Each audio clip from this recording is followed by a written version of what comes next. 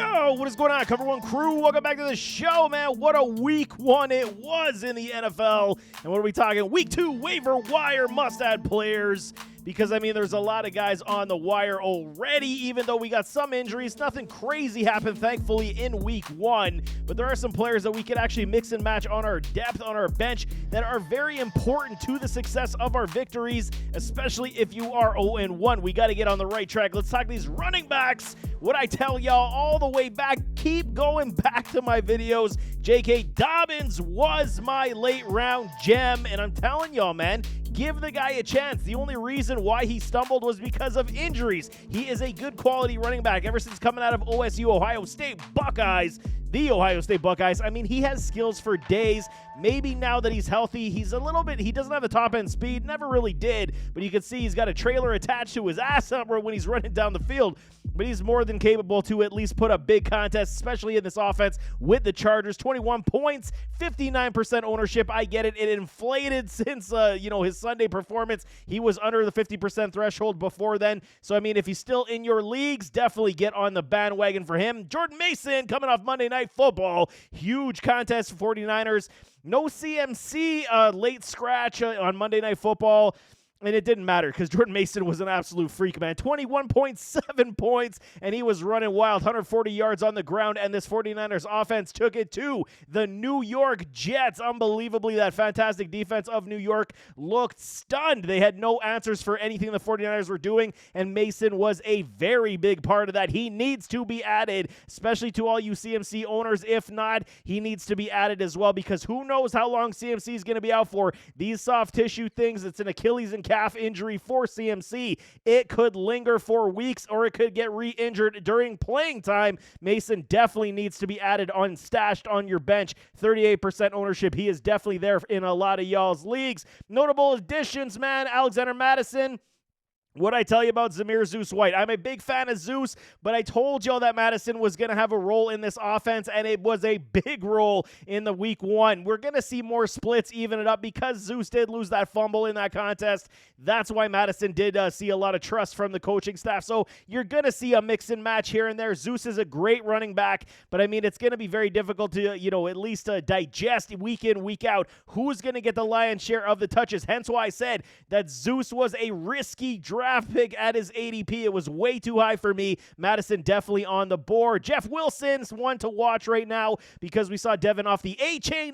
He's dealing with, I believe, a back issue or a hammy issue. There's 2 issues that he's dealing with, and we know what happened. I mean, He's one of these guys that with all that sheer speed, we know the soft tissue injuries for HN are going to creep up. Mostert didn't look great in that opening contest. Wilson he looked okay. I mean, 2.6 points on the limited rushing attempts that he did get, but he's definitely one of these guys. If you're looking for a running back, him and Wright in this running back with a Mostert, if HN is down, definitely got to be on your watch list. Zach Charbonnet, 11.1. Here in that Kenny Walker III, I think he's dealing with some soreness as well. Charbonnet at least 11.1 points, definitely is able to be on your roster. And wait and see, 56% ownership for him, so he might not be there for a lot of y'all. But if Charbonnet is there, you definitely go and grab him. Bucky Irving, what I tell y'all about Rachaad White, man? He does not look good from running the football in the backfield, but he's unbelievable in the open field catching passes. Okay, I missed on the boomer bust, called White a bust this week. He got all his upside in the pass game, just like he did last year, and they did as the game did wear on. Yes, the score was out of hand for the opposing team, but Bucky Irving at least got some play on the field, got himself a nice 8.6 in the half PPR game, so it's not too bad, but he's definitely going to have a role as the season does go on. Bake Show looked good, and I'm telling y'all, Bucky Irving needs to be owned and stashed on your rosters if he is not already 25% owned at this point. Justice Hill, 8.5 points in this Baltimore Ravens offense. His play was a lot bigger than I had anticipated, and we see that Coach Harbaugh has said we're not rushing Derrick Henry 30 times a game. Then you're using the man run. This is exactly the reason why you drafted a Derrick Henry. Why aren't you using him? He beats up on defenses, and then come the fourth quarter, he takes over and kills them all. And you're not going to utilize this man. Fine. I mean, to each their own. You guys don't want to win Super Bowls in Baltimore, I guess, but Justice Hill is a decent filler for PPR upside. I mean, 8.5 points, you could do a lot worse at a running back spot. Tank Bigsby finds himself back on the board, 7 points plus. Okay, Etienne fumbles the football on the goal line, and they started using Tank Bigsby a little bit more. I get it, 11% ownership. This one's more of a watch list for me if you want to get him a couple weeks early just to see, just in case, but I just don't foresee his role being substantial as the season does move on unless an injury does transpire to an Etienne. However, Bigsby, I'm still a fan. I just, it's one of those things. If you don't have much depth, go and grab yourself a Bigsby. If not, put him on your watch list. Hope for another good week. But if you want to get, no fab dollars basically spent, you could probably pick him up for pennies on the dollar right now. Ty Chandler didn't see much work and much action. 5.7 points as Aaron Jones was running out like a madman on Sunday. I told you, Aaron Jones, man, he looked good in Green Bay those last 5 games. Said himself he felt the healthiest he ever had been. Went to Minnesota and looked just the same. Aaron Jones is good to go, but we do know that Aaron Jones deals with a lot of injuries as well, so Ty Chandler is a great handcuff still to be had. Marshawn Lloyd and Ray Davis, 2 rookie running backs, Green Bay Packers, Buffalo Bills, respectively.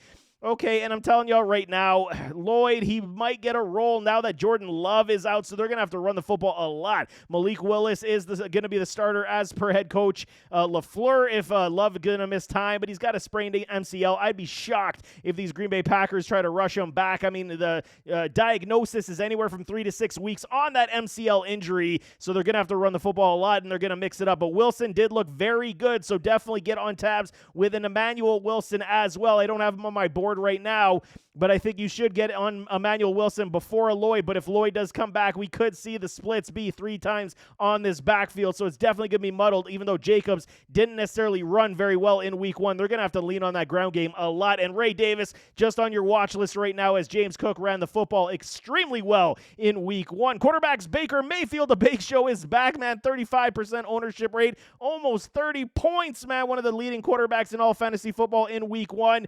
He looked absolutely fantastic. They got weapons for days. Mike Evans. Just give Mike Evans the Hall of Fame gold jacket right now because he's going in. Baker Mayfield, if you lost a Jordan Love, definitely get on a Bake Show. 35% ownership. This offense is definitely moving again this season. Derek Carr, 14% owned right now, 21 points.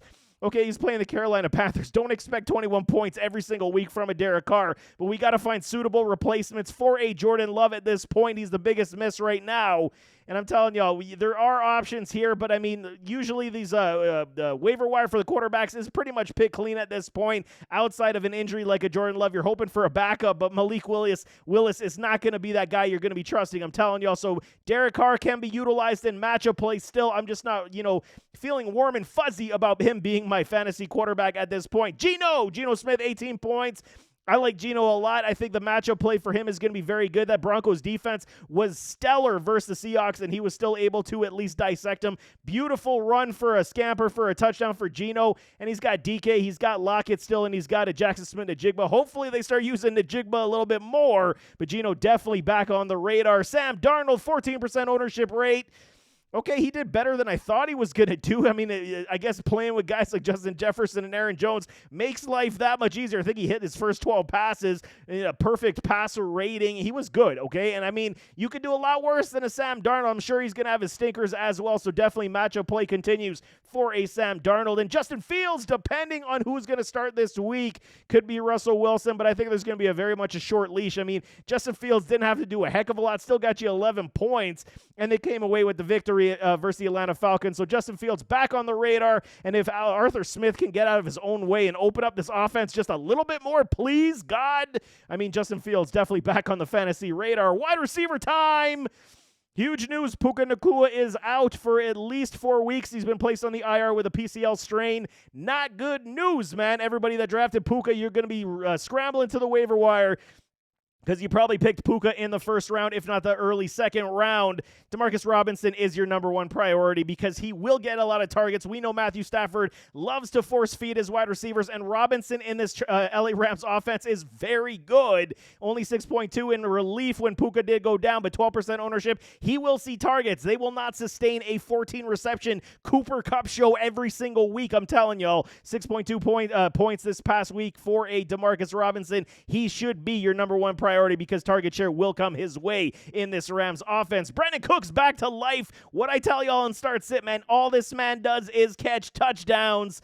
He had 8 touchdowns last year. He's going to continue down this fold, especially with Jake Ferguson going down with an injury. CeeDee Lamb, okay, it's going to be the 1-2 punch. There's not a lot of depth. They got Brooks and they got Tolbert to be their third wide receiver tandem approach, and then now no Ferguson. So we'll see what the backup tight end Schoonmaker is going to be able to do. But Brandon Cooks, his value just 100% increased in this offense without a Ferguson. Definitely get him on your roster. Rashid Shaheed, once again, what I tell y'all, if this becomes a normality every single week with consistency, the 14.8 points, deep touchdowns. I think he only had like 3 or 4 receptions. It's a boomer bust, man. If he does not catch that touchdown pass, the deep touchdown pass, he's got you, 6 points? So that's the biggest problem with the Shaheed. It's going to be a boomer bust every single week unless they hit it deep and he scores a touchdown. So definitely play it with some caution levels, but at 44% ownership rate, you can't hate putting him on your bench and playing the matchups for teams that get gashed deep. Abso-freaking-lutely. Allen Lazard, man, he comes back to life. I'm cussing him all over Twitter. And I mean, okay, he does very well. 2% ownership rate. Aaron Rodgers found him a couple times. He scored a late garbage time touchdown versus those 49ers. 17 points, man. There's got to be somebody to take pressure off of a Garrett Wilson, and it looks like Lazard is absolutely going to be that guy. Mike Williams, we'll see, okay? Will it ever come to fruition again? I don't know, but at this point, Allen Lazard with an Aaron Rodgers, most familiar, most chemistry. You got to believe that Allen Lazard is at least going to have a decent role, 5 targets per week in this Jets offense. Alec Pierce, I put caution on this one, only 2% ownership rate, but I mean, A-Rich absolutely loves this man, and he threw him 2 big ones, 20 points for an Alec Pierce. He's going to be the deep threat guy in this offense. Wait till Josh Downs comes back, and then we'll see how it does transpire. A.D. Mitchell did not see a lot of work in this offense here in week 1, so maybe Pierce on the bench, wait and see. I need a couple more weeks to see how consistent this is going to be with a Pierce, but I mean, he did look good, and you do like the fact that his quarterback, Anthony Richardson, is talking him up in a big way. This will mean he'll look in his direction to go deep a lot. And man, how about those throws from Anthony Richardson? I don't think I've ever seen a pass like that in my life. Off his back foot after he slipped and throwing it, 60 plus yards down the field? Good Lord almighty. Pierce is definitely on the radar at 2% ownership rate. Gabe Davis, 48%. He got 7.7 points as the, Jaguars. Can they ever close out a game, man? You guys had the, 17-7, you still blow the lead and lose the contest to the Dolphins? What are you doing? Trevor Lawrence, and I get it, it wasn't really Trevor Lawrence's fault. Etienne fumbled the football. Everything went wrong in that second half, but Gabe Davis definitely has a role in this offense, definitely a bench stash for me at this point. If you ever have wide receivers that do go down with injury, he will have a decent role. Brian Thomas Jr., the rookie, did score a touchdown as well. So, I mean, there's going to be a lot of, mouths to feed and a lot of, pass distribution from a Trevor Lawrence. Gabe Davis definitely on the radar for me. Greg Dortch, PPR upside once again. I don't think this is sustainable at this point. It was one of those safety blanket things versus the Buffalo Bills. Marvin Harrison Jr. only saw, 4 targets for 1 reception for 4 yards. Missed him deep downfield, which would have been a touchdown. But Dortch absolutely was eating over the middle. So there is possibility that if it's not going to Trey McBride, and we saw Trey McBride see a lot of coverage from the Buffalo Bills, and that's why Dortch was eating over the middle. The Buffalo Bills were saying, it's fine, you go to Dortch all day long. We're okay to stop that, and we'll take away Marvin Harrison and a McBride all day long. But he is back on the radar. 8.1 points, decent enough, but he is going to be strictly full PPR matchup play for me. Andre Josevich, definitely disappointed. T. Higgins likely not playing next week is what we're hearing from the rumor mill at this point, that hammy is not correct. That this is exactly why I didn't want to draft a T. Higgins. Told y'all it was way too risky for a T. Higgins. Josevich did not look great. The Bengals did not look great. They came out looking like absolute garbage. And Joey B and everything just looked terrible, out of sync. So we'll see what Josevich does. I do like him still. I think he's a good playmaker. The Bengals just got to figure things out at this point. Luke McCaffrey on the watch list right now for me. His role could continue to grow as these commies do figure things out. We will see. I mean, not much passing from a Jaden Daniels, really. He was running the football a heck of a lot. Did not look comfortable to stand in the pocket and dissect the defense, but eventually we will get there, and Luke McCaffrey could have a decent role in the PPR upside game, no question. KJ Osborne, he's only on the watch list for me as the New England Patriots shocked those Cincinnati Bengals. Eventually, one of these guys is going to, take the lead role. Jacoby Brissett did more than enough. That defense played well, and they rushed the football a lot with a Ramondre Stevenson. Did not expect that in week 1 versus the Bengals, but hey, it's week 1. You can't really say it. Osborne definitely on the watch list. Likewise with a Tyler Boyd. I'm not only on the watch list at this point. We'll see. DeAndre Hopkins was dealing with that knee. Told everybody, sit D-Hop this week because it was no good. You're not playing a guy with a strained MCL. So, I mean, I was expecting a little bit more from Tyler Boyd, but now we got to, have our struggles with a Will Levis. Definitely only on the watch list. Do not pick up a Boyd at this point. Josh Reynolds, 7.9 points. I do like him, man. Bo Nix, one of the lowest air yards per pass in NFL history. I believe it was like 3.3 air yards per pass. Not good. Until Bo Nix does figure it out. He's still throwing off his back foot. He's not reading the defense very well, and majority of his passes coming out of college was either short or behind the line of scrimmage, so you got to know what you're getting with a Bo Nix. But Josh Reynolds did look good in this offense. A lot of pressure going to a Cortland Sutton, so, I mean, Reynolds will have a role, and it should continue. Jalen McMillan, my dude, I told y'all, Tampa Bay Buccaneers, yes, we know this offense goes through Mike Evans, goes through Chris Godwin, and they're not going to put up 30-plus every single week, but McMillan at a 9.7, he could have had 2 tutties this week. He dropped, I believe Baker missed him on one. It would have been an easy walk-in touchdown for him. I told y'all about Jalen McMillan, one of my favorite wide receivers coming out of this draft from the Washington Huskies. He is a dynamo. Get him on your bench because his role, if anybody goes down, if Godwin or Evans goes down, his role will absolutely increase in a very big way. I say a likely 31% on the ownership rate. He had a blow-up game. I caution, do not spend all your fab dollars on an Isaiah Likely because we know it was week 1. Don't over panic. It just wasn't working with a Mark Andrews. They pivoted to a Likely, and it was a mismatch that did work. He will have a role, Likely being the big slot on this offense now because you cannot keep him off the field, whether it's 12-man personnel or it's going to be Likely playing the big slot. Mark Andrews still going to get his target share. He's still going to get his games. Isaiah Likely's here to stay. That is for sure. And we are seeing the initial pause of what it could be in the Baltimore Ravens tight end room where no Mark Andrews. Maybe they send him packing and cut him in free agency this offseason. But Isaiah Likely definitely add. Don't overspend. Colby Parkinson, what I told you, start this man because I told you Matthew Stafford loves to throw to his tight ends. No Tyler Higbee on IR. And he got you a good 6.7. Full PPR was over 10 points. For a Colby Parkinson. He will have a role. Now with no Puka Nacua, you know they're going to look for the tight end majority of the time when he is on that safety blanket. I do like him a lot. Matchup play is going to be huge as well for this man, but Parkinson definitely is on the tight end radar. No more Jake Ferguson, like I said. So Schoonmaker for these Dallas Cowboys is now your number 1 tight end in Dallas, and he's got to be owned. You can get him for pennies on the dollar. People will forget his name.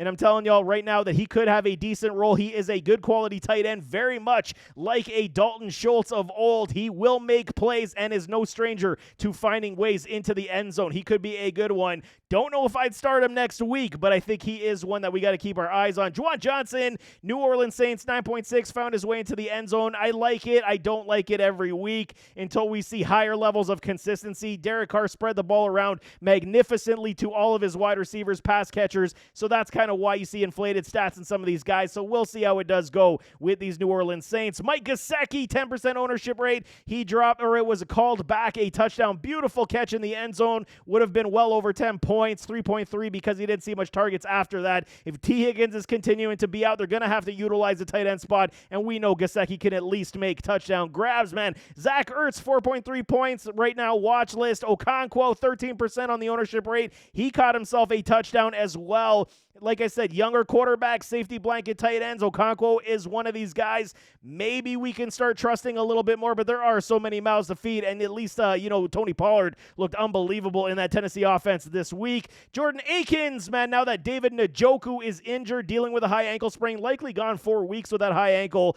Akins could have a big role, even though this Cleveland Brownies offense looked piss poor, and now Deshaun Watson is dealing with more legal issues off the field. This might be a bad move. That's why I got Akins down here. And then Noah Gray finishing off with tight ends, 2% ownership, 5.2% or 5.2 points with a Patrick Mahomes. Anything happens to Travis Kelce, Noah Gray is going to be a massive piece in this offense, so definitely on the watch list for him at this point as well. There you have it. That is week number 2 waiver wire must-add players and watch list because we got to keep the depth rolling. I'm going to get you guys covered. Even if we're early on some guys, it's okay because it's better to be earlier than spending all your fab dollars and being too late because then you're already out of it and you're hooped because you won't have a good roster to play. But anyway, nevertheless, as always, don't forget to hit that like button, hit that subscribe button, jump in those comments, give me your thoughts, and we'll see you next time. I am out.